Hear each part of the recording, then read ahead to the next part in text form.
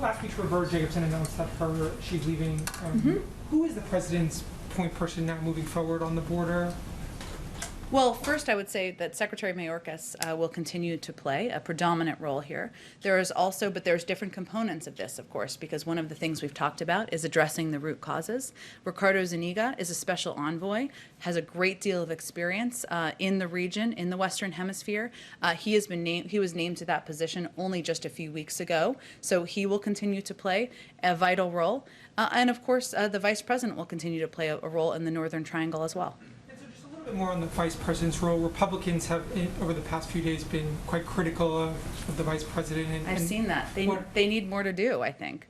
And what her relationship is the White House suggesting that her diplomatic role is disconnected from the border? How are you guys squaring kind of how you think about that issue? I will say, all respect to you, but this confusion is very perplexing to me. I have to be honest, because the current president, who was the vice president, he ran point on the Northern Triangle when he was vice president. And that's obviously a role that is focused on diplomacy. It's focused on working with these countries, working with these leaders, and the vice president has had a number of those conversations at the leader level and having a discussion about what steps can be taken, whether it's improving the personnel and the approach they each take at the border. We've seen some steps they've taken on that front, or whether it is working with them to determine how we can provide the best assistance to address the root causes over the long term.